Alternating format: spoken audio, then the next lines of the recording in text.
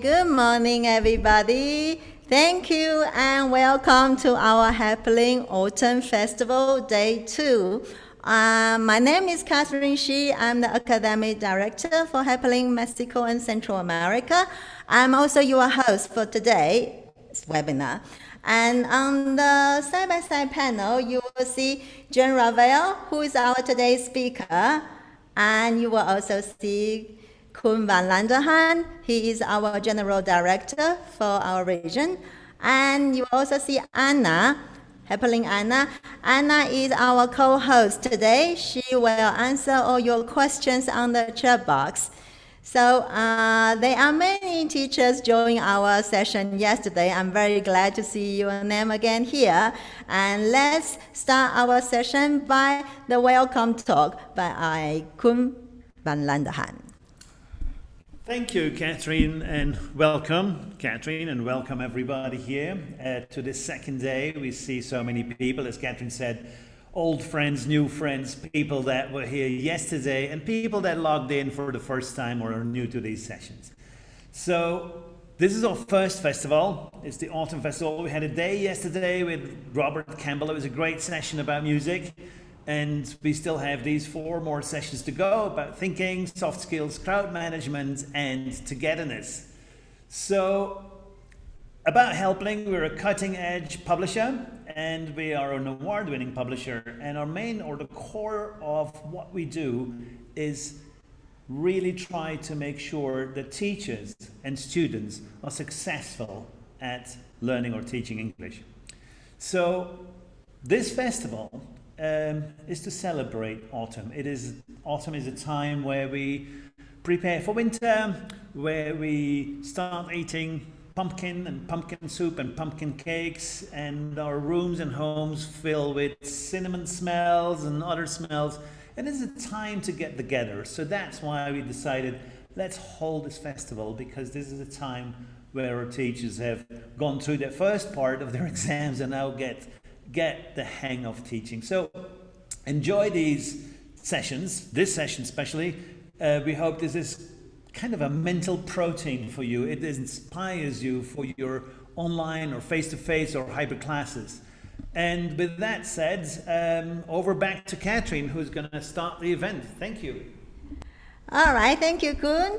I get my microphone back. Let me introduce today's schedule. It's the same as yesterday, but for new friends of Helbling, that is our schedule today. We are having our welcome introduction for 5 minutes, and Jen will start her workshop for about 50 to 60 minutes, and then followed by Q&A. So if you have any questions, please write on the chat box or the Q&A area, and please make sure you write on the everyone area so everybody can see your question. And of course, we will finish with a very happy lucky draw, and then about 11:10 we will say goodbye to you, and you will all get your digital certificate after that.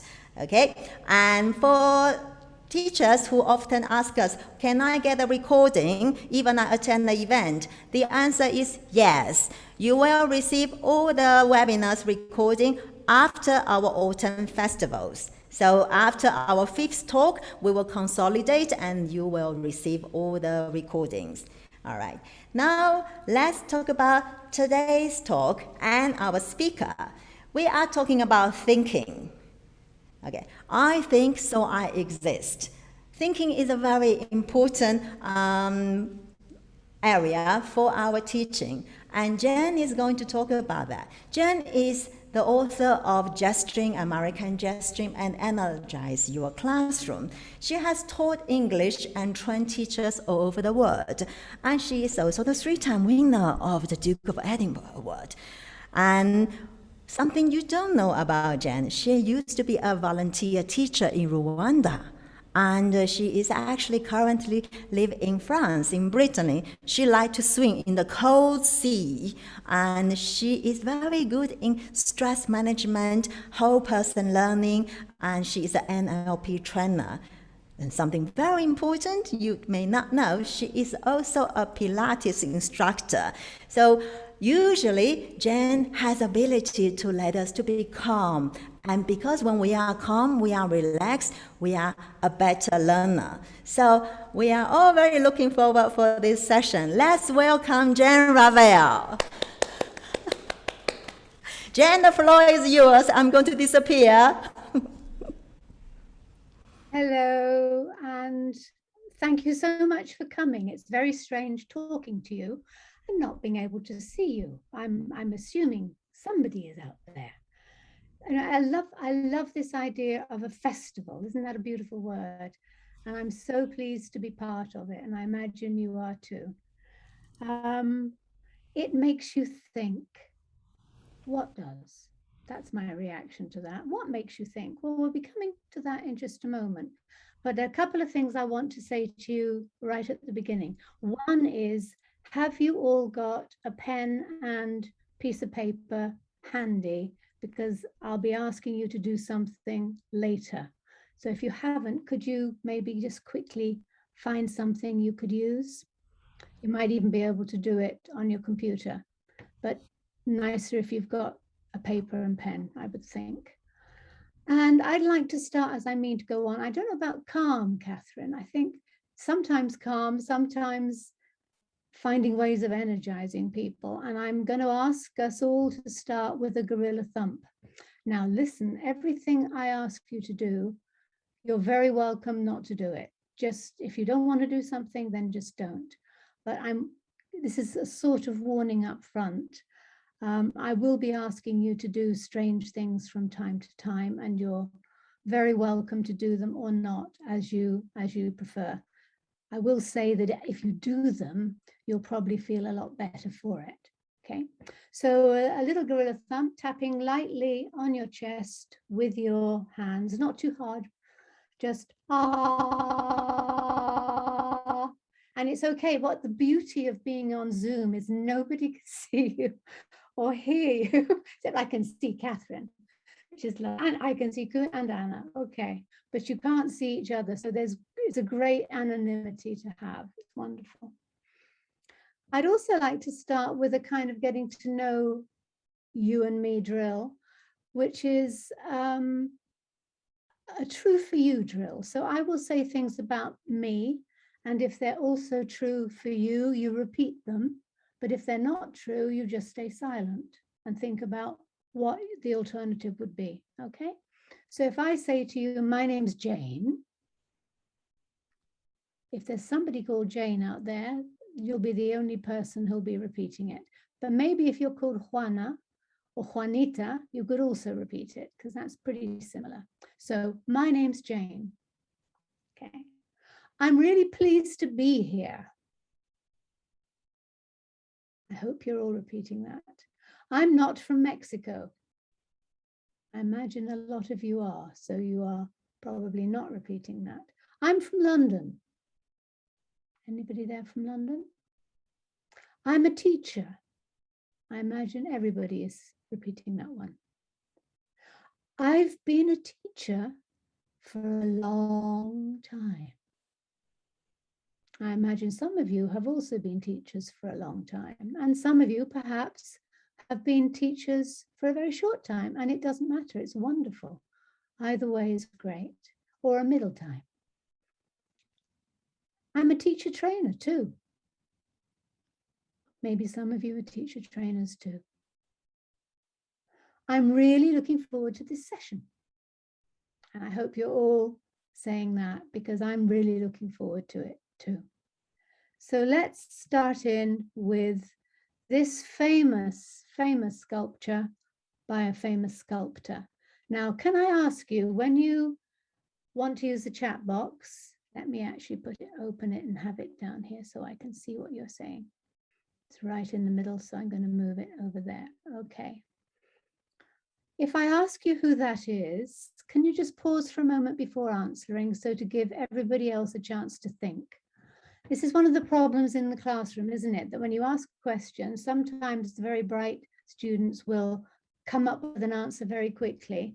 And when they do, other people don't get to answer. Yes, of course it is. It's The Thinker by Rodin.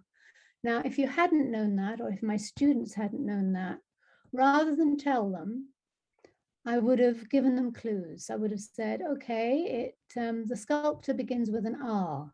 He's French. The title of the sculpture is The Thinker in French. Okay. So have a look at him for a moment. What do you suppose he's thinking about? Have a guess. What might he be thinking about?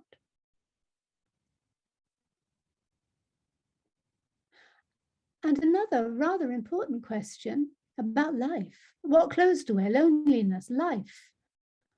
Life. How is much more wonderful than the kind of, I was thinking he's probably wondering what he's going to have for lunch. Those are much more interesting. Problems. Okay, yes, he's thinking about his problems. Yes, he probably is. And do you know why? Can I ask you, move your chairs back for a moment and just get into that same position. Get into position of le penseur and think, is this a really good position for doing my best thinking? And you know what? The answer is no, because your body is all scrunched up and you can't breathe easily, so you're not in a good state. You're looking down and you're probably engaging feelings, and you may well in that position be engaging negative feelings. So if you want to think about something, do not sit like the thinker. Sit so your back is straight, your body is upright, you can breathe easily, and you're looking up or looking around you and accessing visual images. That is a much better position for thinking.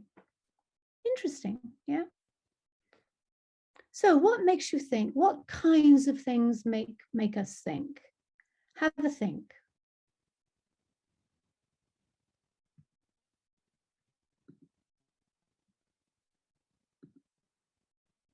So we've got a few ideas there. Questions, stories, music, etc. Questions is an interesting one. It's something I'd like to talk about straight away. Very often in the classroom, the teacher asks a question. Sometimes there isn't a very quick response. So what does the teacher do? What do we do? I know I do this too. We answer the question, right? So what do students learn? Well, they learn that if the teacher asks a question and nobody replies, if they wait long enough, the teacher will give the answer anyway. So there's no point in thinking. So we need to be very careful about how we use questions in the classroom. I know it's not easy, and I know we're all under time pressure to get things done. So we haven't got all day to wait around. But I think if we can just push the time a little bit and give students a little bit more time so they don't always get an answer from us. And the alternative, of course, is to give clues, not give an answer. Get my chat box out the way, then I can see that. Okay.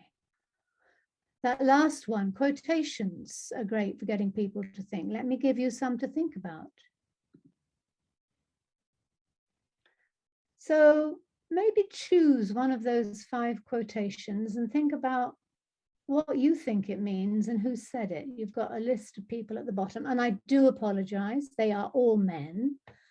Very sorry about that. I'm sure there are lots of good quotations out there from women as well. Of course there are. So while you're just thinking about that, I'll tell you which one I think I like most, and it's the 4th one. Did you ever stop to think and forget to start again? Absolutely. Frequently, and more frequently as I get older. And that one, of course, is from Winnie the Pooh. Yeah, great. Which one is Shakespeare's? Which one of those do you think belongs to Shakespeare? It's the second one, isn't it? It's there's nothing either good or bad, but thinking makes it so. So that's to do with positive, negative thinking. The way we think something is the way we often cause it to be. Okay. I'm sorry, and I'm apologizing in advance. I'm going to be kind of romping through these slides this afternoon because I've got so many things I want to raise with you. And I will be guilty of not doing what I'm going to tell you to do, which is I will be guilty of not giving you enough time to think. But I want to just raise some ideas and hope that you will go back and use some of them in the classroom, giving your learners time to think. That's what this session is all about, ways of getting students, and not just students, but getting ourselves to think as well, because we need to brush up on our thinking. And like I said, especially as you get older, it becomes more necessary. Before we look at different kinds of thinking, I think overall I want to say to you that we do need to create a thinking environment. We need to help students to think and not always answer for them. So we need to be moving into eliciting, getting ideas from them rather than telling. It's so easy to tell. It's so much quicker to tell, but it's not as effective. And if we tell people all the time, they'll never learn to think for themselves. Okay, so first idea, give them time. I've said this a couple of times and I'm not doing it, but I think you will understand why. Give them clues. Again, I learned that from my son, you know. I used to play quiz games with him when he was little. He's now in his 40s. But when he was little, we used to play guessing games about countries in the world, etc. And I would say to him, what's the capital of somewhere? And if I didn't think he was going to get it, I would say, oh, it's this. And he'd say, oh, Mom, don't tell me. I was getting there. Just give me a clue. So, for example, what's the capital of Finland? It begins with what? Any of you know? What does the capital of Finland begin with? It begins with an H and it's Helsinki. So I learned that from him. He was very wise at a very early age, and that's never left me, that memory of him giving me that very good piece of advice.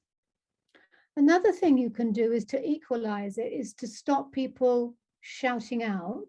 You could ask them to put up their hands so you know they know, but without spoiling it for the others. Or you could get them just to write down ideas and then share.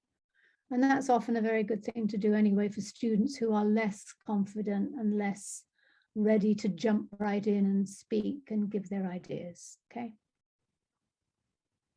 How are you doing? Are you all right? Can I ask you just for a moment to stand up? It's really bad, I'm realizing, to be sitting for a whole hour listening to me, and it's probably very bad for me to be sitting here talking to you. So if you just push your chair back for a moment and stand up. And of course, you don't have to do this because nobody can see you. But if you'd like to, it's going to help you feel very good. Just do a little bit of cross crawl, which is opposite elbow and knee. Bend over, lift up your knee, put your elbow on it. And this is a really good way of practicing your balance as well, which again is something we lose as we get older. Okay, lovely. That's part of brain gym. That's called cross crawl. And it's a way of connecting the left and the right hemisphere together. Just doing these little exercises from time to time doesn't take up much time, just gives your students a bit of a break, enabling them to think better, okay? So think of just one way to get students to think. Just one way. I'm looking, someone has put Helsinki. Well done. Yes. Ask them for opinions and their own ideas. Lovely. Yes. Move this up again. Using pictures, absolutely. Using stories. Stories and pictures are both tremendous, and we're going to be looking at those. Okay. Sounds, music. Yes, we had a really good session yesterday, looking at ways music can get students thinking. Yeah. Oh, loads of ideas. They're coming so fast I can't read them all. They're going predicting. Yes, predicting it. Realia, different situations, images, motivate.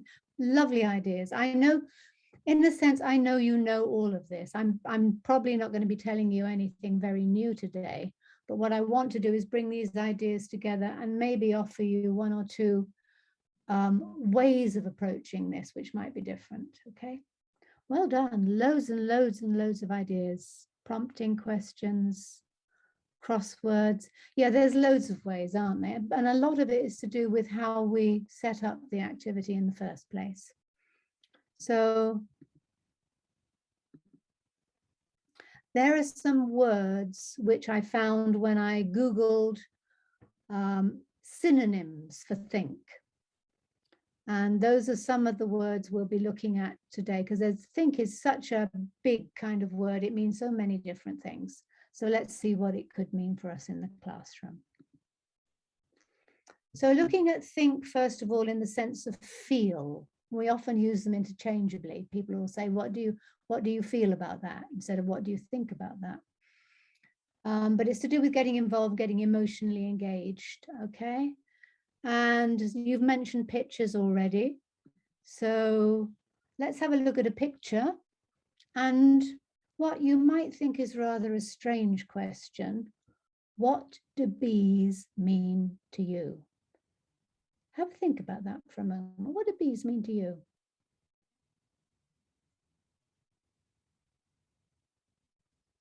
Teamwork, honey, yes, they mean honey to me too. Life, life, life, life, life. Yes, there's lots of theories now about what would we do in a world without bees? Would there be life? Lots of love, hard work, magic, what lovely answers. Maths, flowers, organizations, teamwork, honey, teamwork again. Lovely, lovely ideas. I just want to say something about this kind of a question. I would call this question a personal impact question, okay? There are different ways of talking about pictures. Very often we use them for describing. We say what's in the picture, what can you see, name the objects, etc., etc. That's using a picture for description, and that's important. We need to do that sometimes, especially at lower levels for learning vocabulary, right?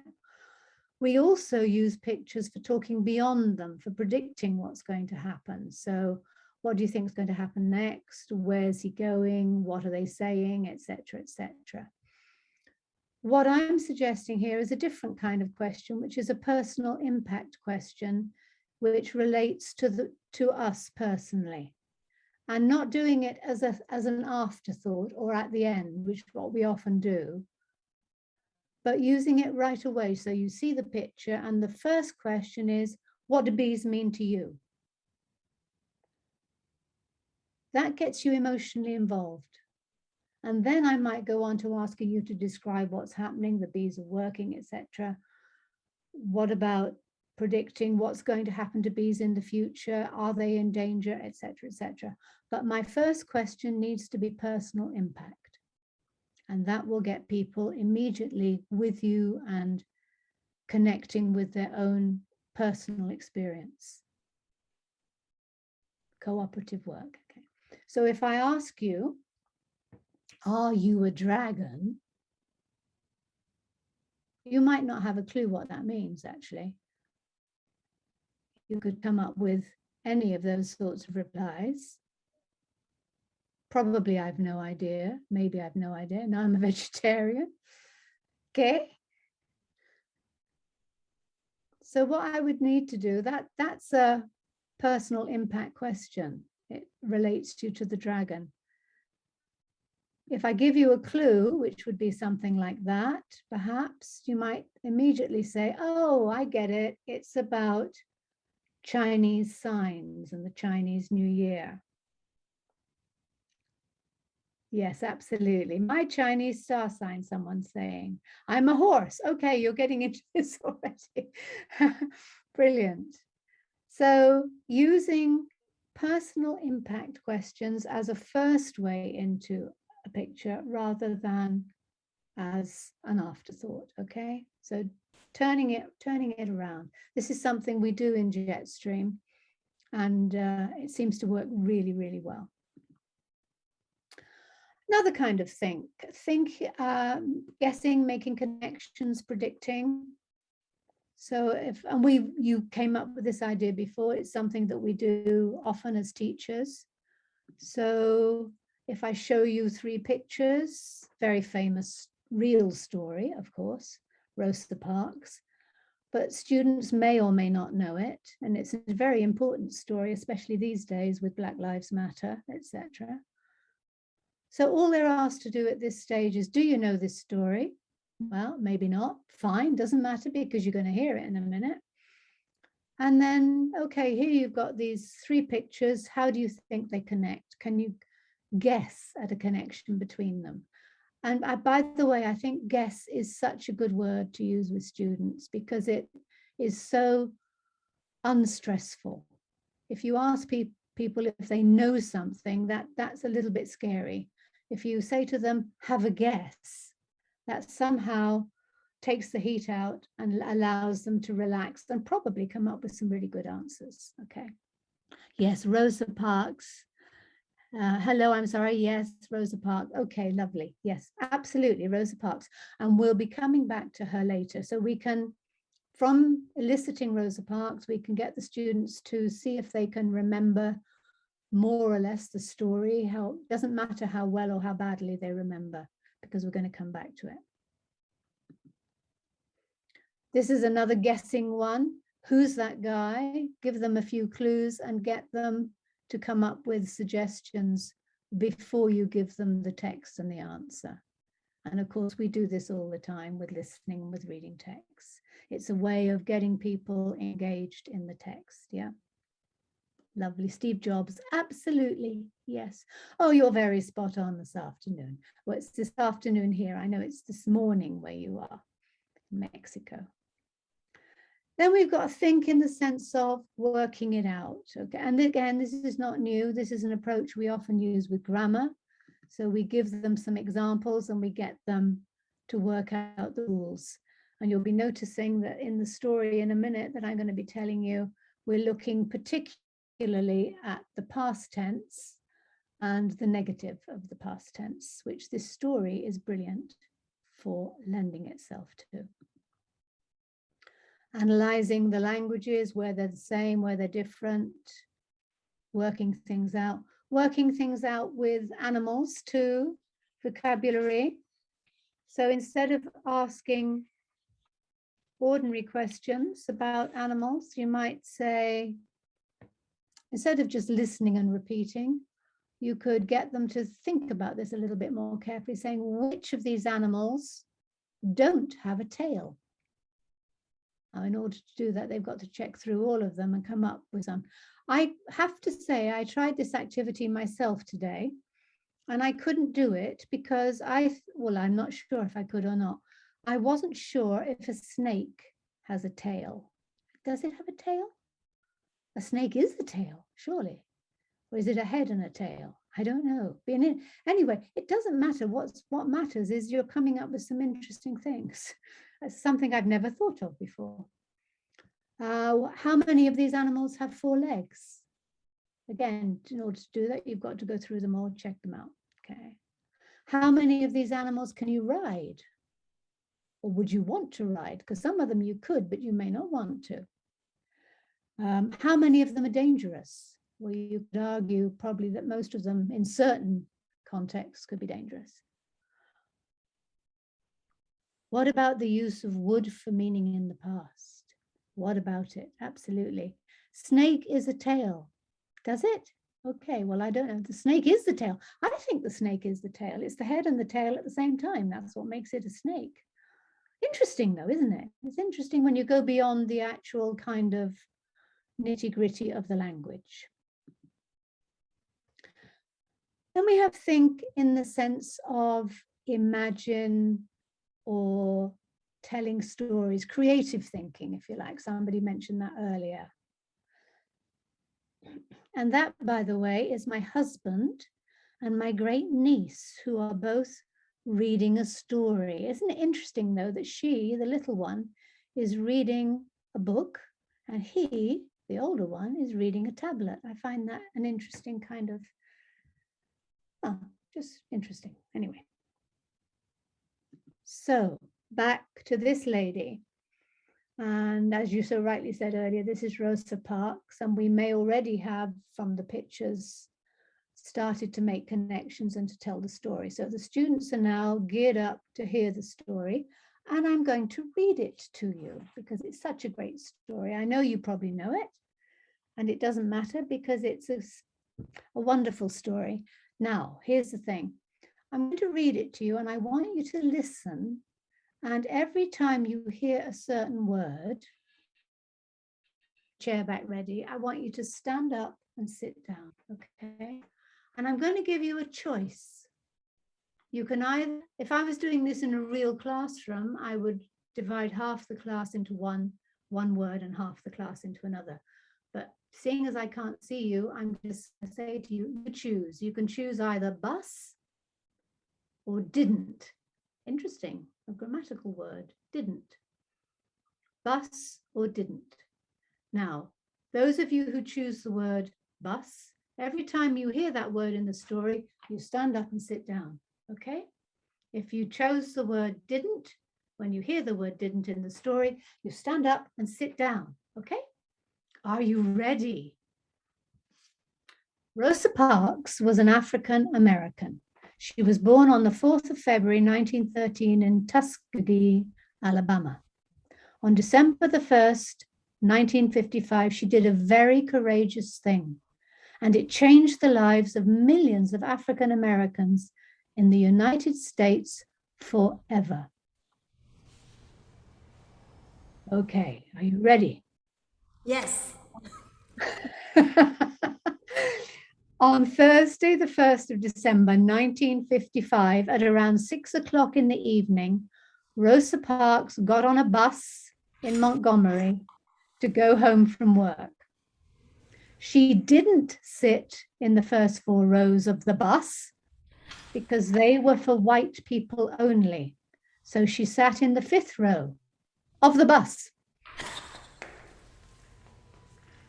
Very soon, the bus was completely full. Well done, Catherine. Then a white man got on. He didn't want to stand up. He wanted to sit down. So the bus driver told the 4 black people in the 5th row of the bus to get up. He didn't ask them. He told them. And he didn't tell them very nicely. 3 people got up, but Rosa Parks didn't get up. She said, what did she say? She said, no. Some people later said that Rosa didn't get up on the bus that day because she was tired after her day's work and because she was old. It's true she was tired, but that wasn't the reason. She wasn't physically tired, but she was very tired of stupid rules. So she said no, and she didn't get up. Okay, isn't that a terrific story? And how did you do? Did you manage to stand up and sit down? And you know what's really great about that? It's like, not only does it make listening to a story fun, you can do this with a lot of stories actually. And it doesn't matter if students end up just listening for their word and not really listening to the story. That's okay because they're hearing the story at an unconscious level, and that is going to help them process it later on. So it's a really good way in. And also, of course, with this particular story, it's brilliant to have a technique which mirrors the content of the story, which is all about standing up and sitting down. I thought that was very clever. So what you might do, having introduced the story, you might get students to read it again or listen to it again, and then perhaps to retell it in their own words, using clues from you or doing it without clues. Yeah. So it's a nice way into a story. And then you might do something which causes people to think beyond the story. So here are some questions where you won't find the answer in the text. You have to imagine, but you've got enough information in the text to help you. So, for example, how old was Rosa that day? Well, we're told This happened in 1955 and she was born in 1913. So how old was she? Quick calculation. Nobody calculating. I'll tell you in that case. She was 42. 25 summers, but I think she was 42 as well. That's what I worked out she was. So my question to you is, if she was 42, was that old? Do you think that was old? Well, maybe some of you do think that was old. I personally think that was quite young. So it's it depends on who you are and probably how old you are. And then you've got questions like, the bus driver didn't tell just one person to get up. Why? So then you have to think about the implications of that, people sitting next to each other, etc. And then you can imagine the dialogue, can't you? Do you imagine, we know that he wasn't polite. He told them, he didn't ask them. What do you think he said exactly? And how do you think they responded, remembering the situation? And what about Teresa? How do you think he spoke to her? Do you think he was polite? Etc. And how did he react to her saying no? Lots of lovely things to explore, especially in the context of today and how people are treated. So with that new information, what you could ask students to do is either act out the situation. It's a wonderful one to act out, involving lots of characters, or you could get them to create a story in groups with the extra information. In Mexico, people in their 40s are chaverrucos. In their 40s, but not over their 40s. What would I be? I'm in my 70s. What does that make me? Interesting. No colored people allowed in this section. Okay, she was brave. I think she was very brave, yes. And I don't think he was polite. Imagine to say no in a situation like that. Moving on then to an extra activity that you might do with this. No one, I suppose, of our students is likely, probably not, but who knows, to have had an experience quite like Rosa Parks. But everybody's been on a bus, and we've all had experiences on buses. Some of them terrific, some of them awful, some of them quite boring, but we've all been on a bus. So the next final activity would probably be with this story, imagine, think, create, what's the most interesting or awful or surprising or memorable experience you've ever had on a bus. Great, so get some lovely stories from that. Old people, but with a young heart. Yes, indeed. Experienced people. Interesting questions for students to go to. Absolutely, absolutely. Very, very interesting. Okay, so moving on to putting that all together for you. And if you like, we can send you out this nice stages of storytelling. So we started with looking at the pictures and anticipating. Then I read you the story, you listened, you might then read it. You retell the story as it is, the real story. And then you ask questions to take them outside of the story and imagining other things that you're not told.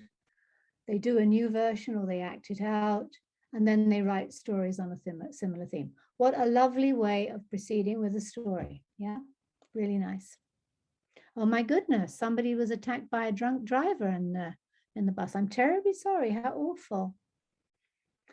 Everybody has a story to tell, and I think buses are a good theme because we've all been on a bus and we all continue to go on buses. Then you've got to think in the sense of concentrate or focus. And so it's important to, if you focus, if you switch on, you also need to switch off. So we need activities that help.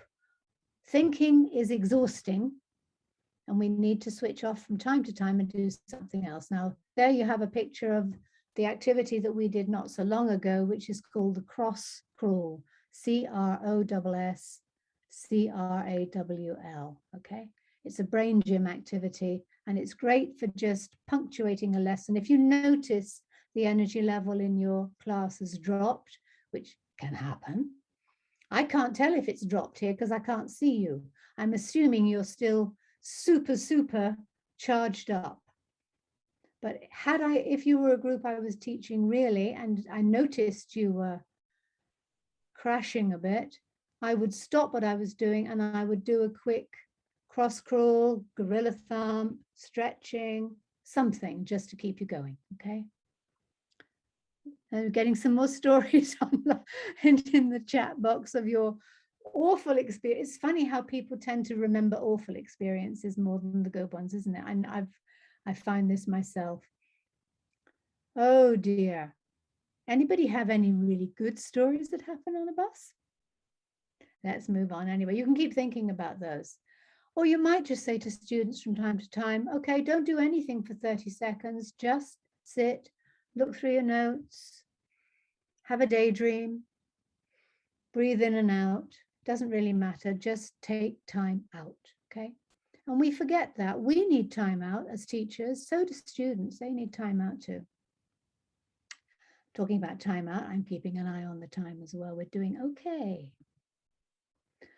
We do things as well. We get people up and about as part of some of our activities, don't we? We use mingles, everybody up, find somebody who, blah, blah, blah, blah, blah, okay?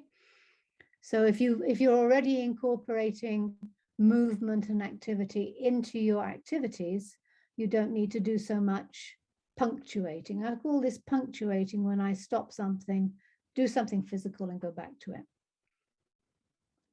It's quite hard, isn't it, to try and keep your train of thought and read the chat box at the same time. I know Catherine said, don't bother with the chat box. It's okay, we'll pick up stuff, but it's nice to see what you're saying. You're a PE teacher too, are you? Oh, you're a Pilates instructor. Well done. I always include physical activity, she said, and my students love it. Yes, I do too. And I know that they are so beneficial. We cannot remain sitting for long periods of time or we begin to wind down physically and mentally. So it's really important to do something physical, even minimalist, from time to time.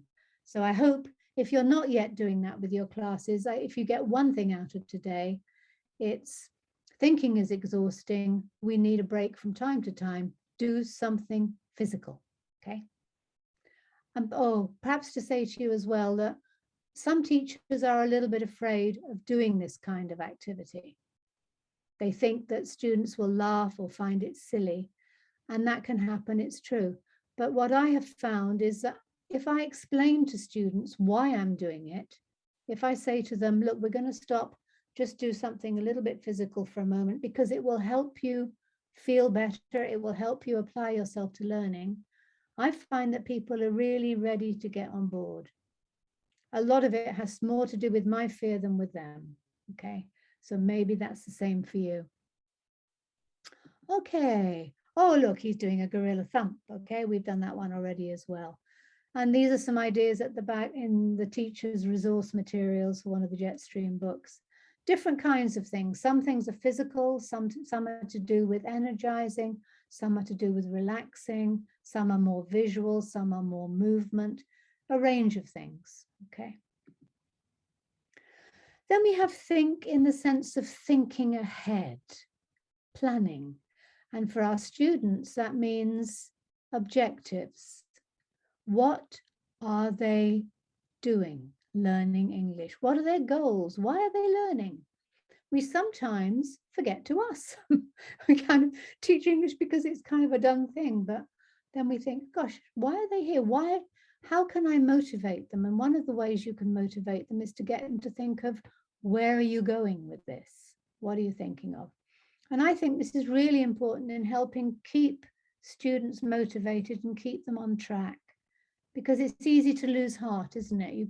You learn for month after month, you don't seem to be getting anywhere, and you ask yourself, why am I doing this? What's the point? So I think we need to explore students' objectives with them, give them possibilities, and then remind them from time to time and keep them on track. So it's easy to think how you might do this at pre-intermediate level onwards. You can talk about things with them. You can ask for their ideas. You can ask them, why are you learning?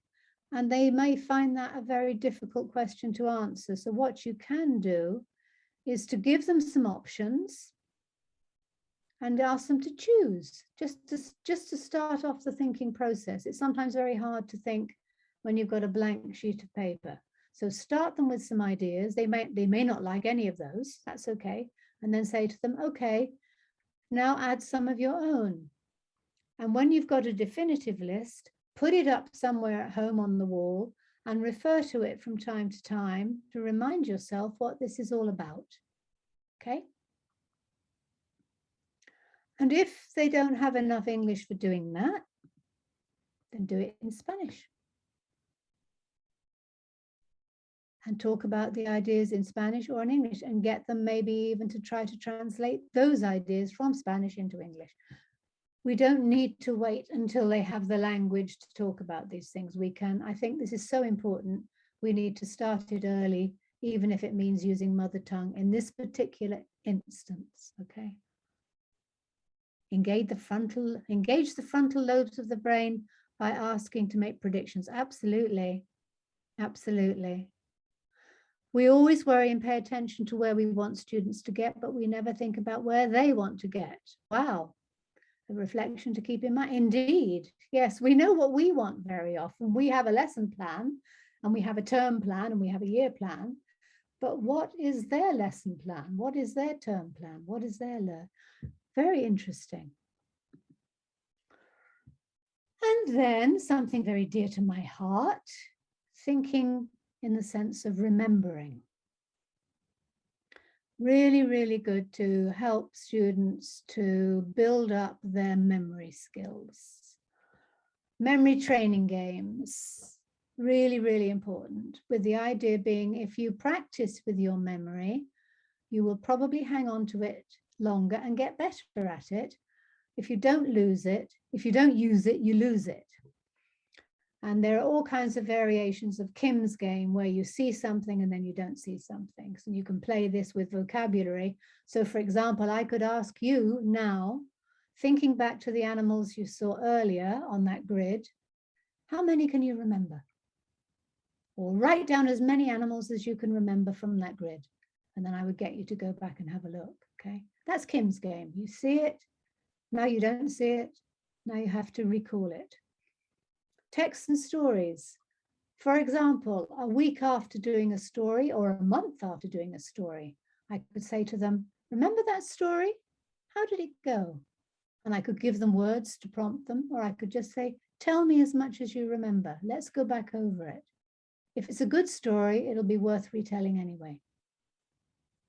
Conversations, same thing. Do you remember how that conversation went? Can you remember it? How much can you remember? Pictures are great for doing this as well. Okay, so let's have a go at this. Oh, so maybe you're doing very well with remembering the animals. Well done. Absolutely. And someone's saying this festival is very professional. I really like it. Good. I'm so glad. I like it too. Great. Now there's a famous painting, isn't it? You probably know that one.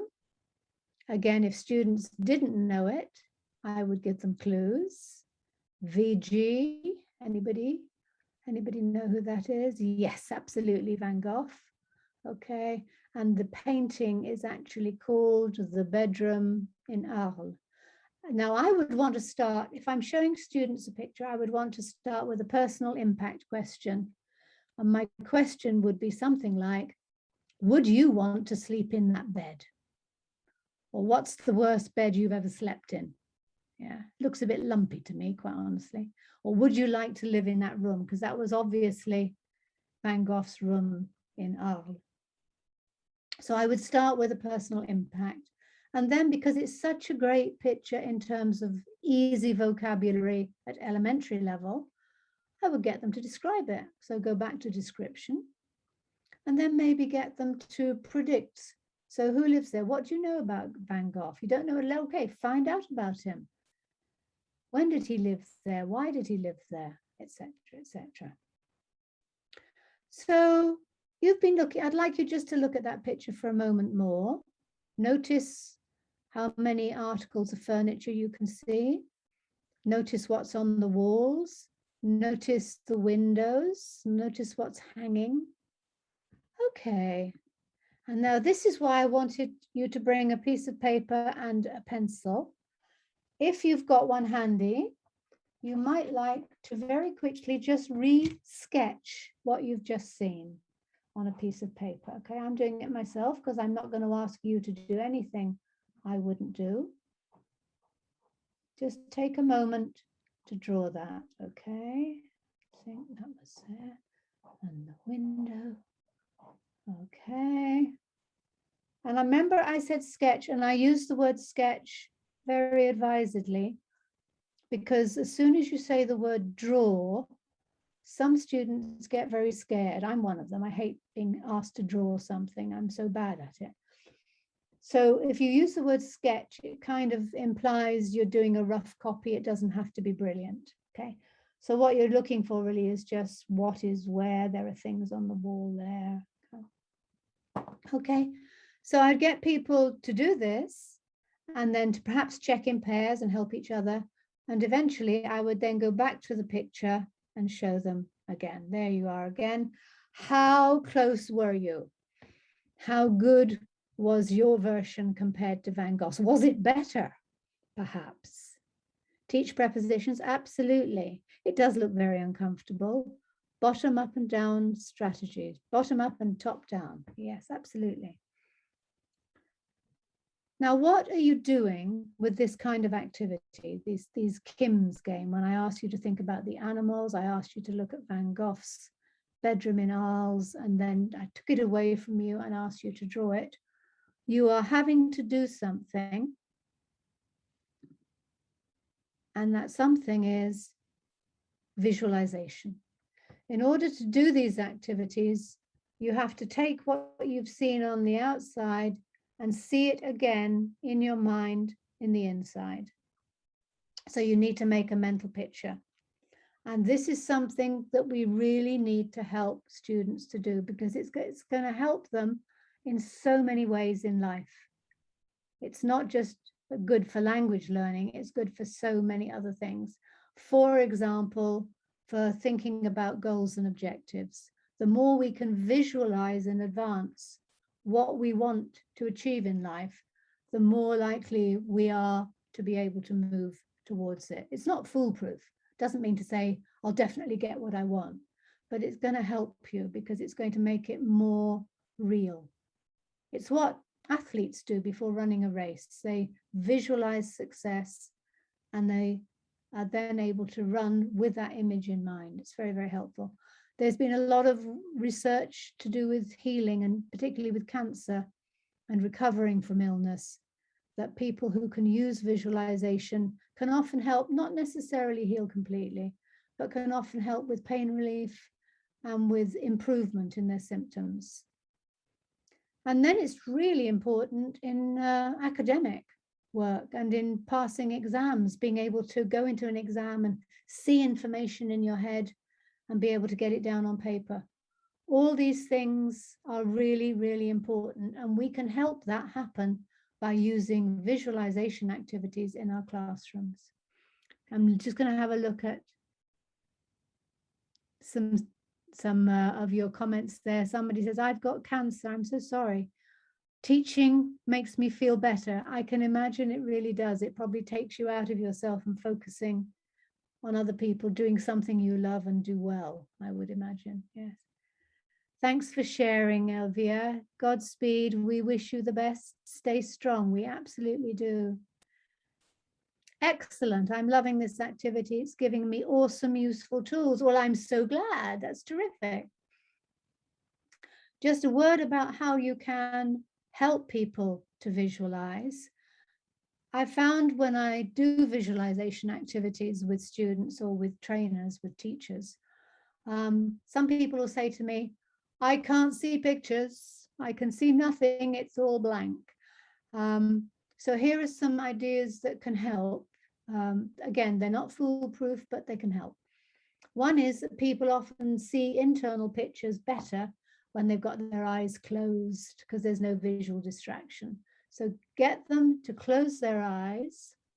Some people actually feel a bit self-conscious about doing this in the classroom, don't they? But never mind about that. Say, it's going to help you. Don't worry about anybody. No one else is looking at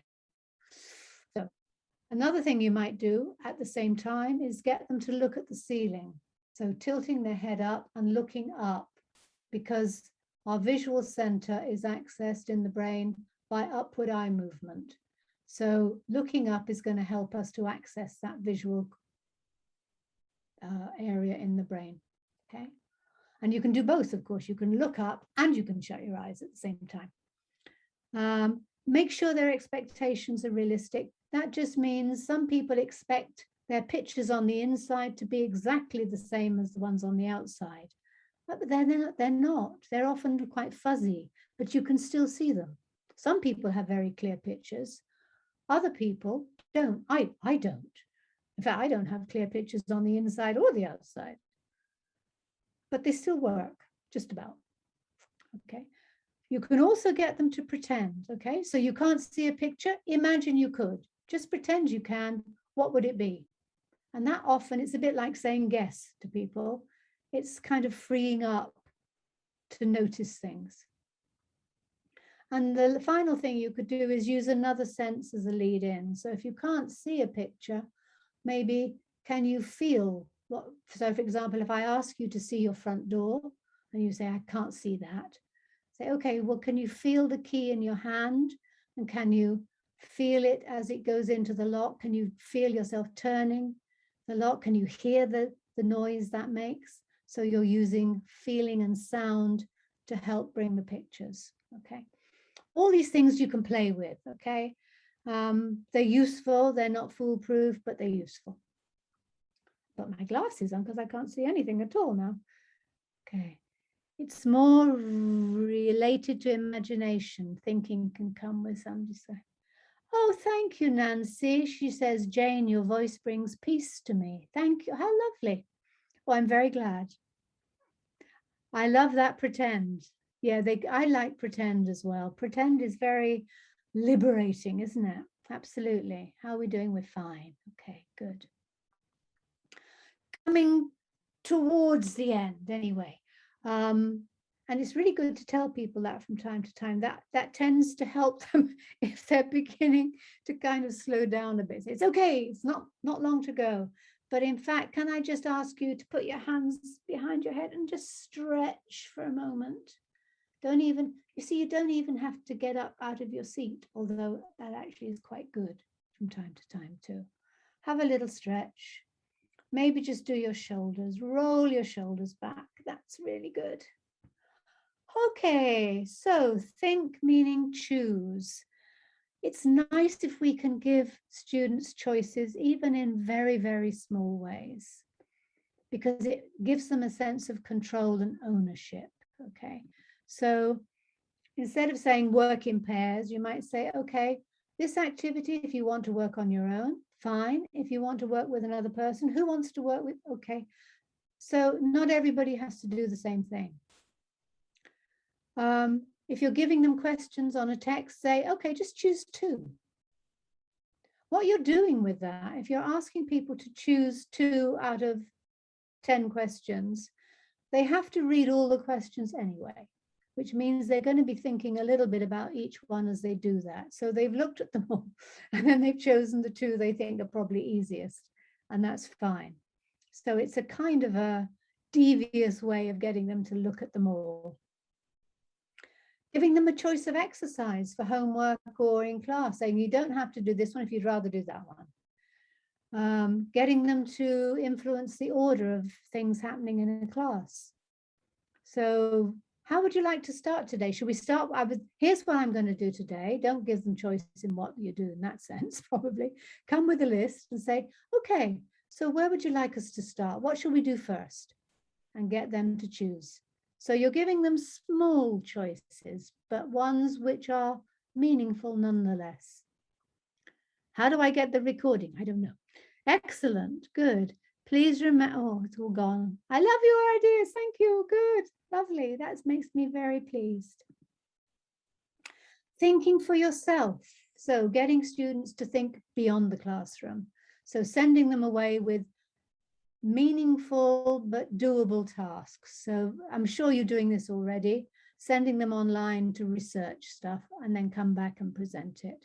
So going back to the Chinese signs, they research their own sign and maybe come to the next lesson and just say 2 or 3 sentences about that. I'm a dragon, which is supposed to mean that blah, blah, blah. Okay. Give them a song to research. There's loads of places you can do that now, aren't there? Lovely websites. Meaningful, doable task, nothing too mega, nothing to demotivate, but just something to get them listening and then thinking and then reporting back. Thank you, God bless you. Thank you too. Mini talks so that you get them to research something with the goal of sharing it back in the classroom, and they can come with photos, they can show it on their phone, they can show it in a meeting, which is a virtual meeting like this. It doesn't have to be face-to-face. Okay. And finally, here we are, last section, looking back and reflecting. Okay. All those words beginning with R: recycle, recap, review, revise. How many things can you remember? Actually, I'm not going to ask you to do that. I'm going to ask you, what's been the most useful idea? I could have given you a choice, but I'm not this time. I'm going to ask you, which has been the most useful idea from today? Which did you enjoy the most? Thank you. Great ideas. Oh, lovely comments. Thank you so much. Thank you so much for coming, because I know you must have many, many, many other things to do.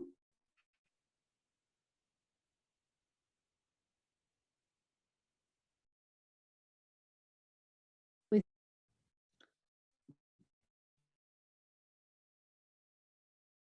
internet connection is unstable, but at least it waited till the end. There are some of the ideas, some of the ways of thinking we've looked at today. And I'd like to finish with an acronym, THINK, which is teaching, helping, inspiring, nurturing kids, which is what you do all the time. Thank you very much. I really enjoyed our session. I just wish I could see you. Never mind. One day, maybe. Thank you. Bye-bye. Okay, thank you so much. Thank you, Jen. It's been wonderful. As you can see, the chat box is like fireworks. People keep writing all the nice comments, and we are now having a Q&A session. So I will give it over to Kun. I will stop your presenting, sharing first, so you have time to find your screen back. And I think for me, personally, I like the activity so much. I think there are so many activities you can immediately use in your English classroom, from the bus, which is very good for our exercise, and to the Van Gogh room. And I think it's been wonderful. And I'm now giving the Q&A session to Kun. Thank you, Catherine. So thank you, Jane. This was, as always, a pleasure to hear you talk and to give us such good ideas. And as somebody said, make everybody calm down. Now, you had a lot of great hands-on ideas. I think everybody, as Catherine said, the chat box was just firing up with all these ideas. Thank you so much for this. Thank you so much for that. We love it.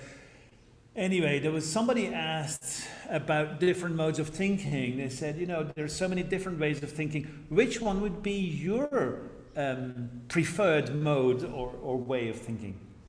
Yeah. Well, I think that they're all important, but to me, what the one which is probably more important than any is visualizing. Visualizing. I think it's really important to be able to learn to visualize with confidence, because you can apply it to so many other areas of your life outside, in the classroom, but outside the classroom, you know, to health, to objectives, to achieving things, to academic success.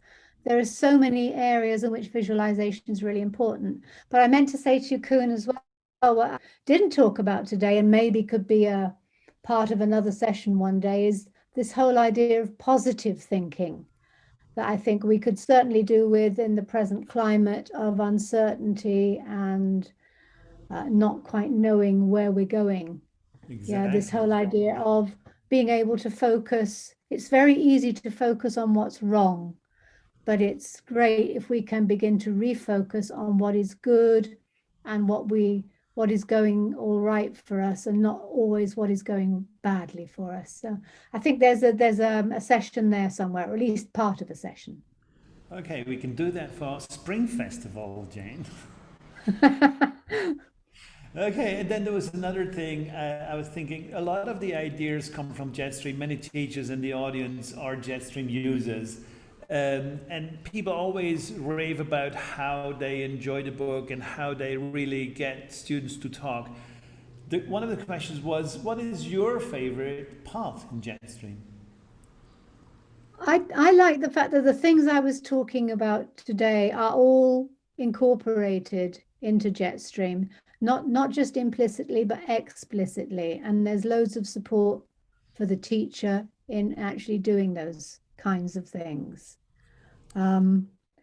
It's even in some of the rubrics, for example, this whole idea of thinking time, instead of having a rubric which says, talk to your partner about X, we'll say, think for a moment and then talk to your partner about X. Because we found that if it's actually there in writing, it has much more impact than if you just ask teachers to do it. Because, like I said before, teachers are very busy, they have a lot to get through, and there isn't always time.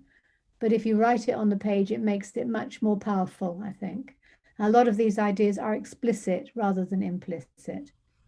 Okay, thank you very much, Thank Jen. you, Jane. We will... Well, we have a bit limited time, so I'm not able to cover all the questions.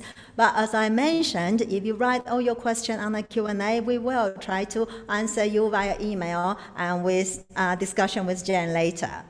And now I would like to spend a very quick minute to talk about Jetstream. Well, all the examples, the relaxing activities, the memory training, and how do you do use the music, the movie, or the picture of Van Gogh, all those ideas come from our 6-level courses, Jetstream.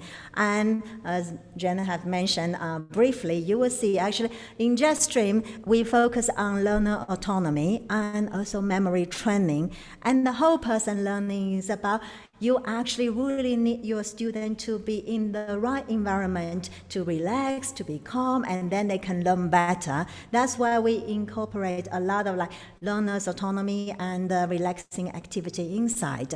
On top of that, we have a clear content and clear project. And one thing very important is those online homework and the mobile apps, which we just implemented this year for the pandemic time. For all the teachers, join our session today, you will receive an email from us after the event as a thank you email.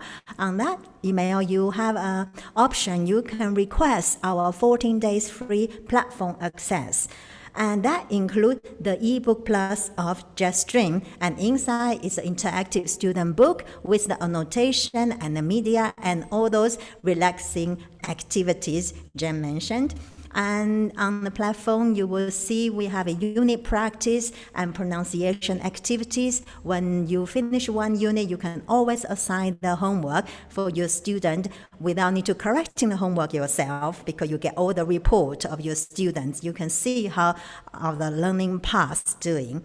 And this code you can also download on your mobile phone, the Helbling Media app. You enter the code, which will allow you to see the video and the audio on your mobile phone. And that is good for your students and you as well, if you want to use a different device for teaching.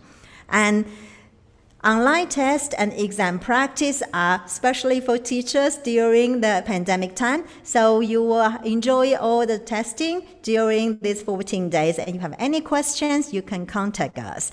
Now I'm moving to something very important, which is lucky draw. All right. For teachers who joined us yesterday, you know the prize. For new teachers, our new Helbling friends, the prizes in the Autumn Festival are 45 e-readers, and we are giving away 45 e-readers of Helbling's classic readers, fiction readers, and all the different levels in these 5 seminars. And today's prize from Jen, we specially select 3 readers based on thinking. The Wonderful Wizard of Oz is about your imagination to develop your creative thinking. Sherlock Holmes is about the analytical thinking. And then the third one is The Legend of Sleepy Hollow to develop your critical thinking. All these 3 readers you can access on the computer and also mobile phone, and with audio and some activities, and it comes with online homework and exam preparation download sheet. So let's see who are these 3 lucky winners. We will have Jane to announce the winners. The first one is coming. Here we go.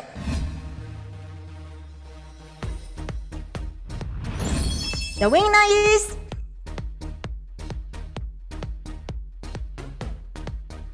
The lucky winner is Rebecca Guzman. Congratulations. Okay, now the next one.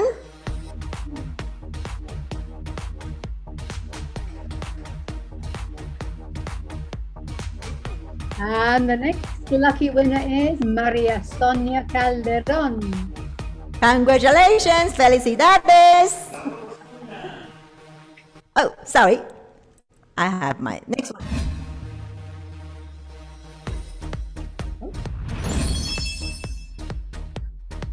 And the third lucky winner is Priscilla Morales.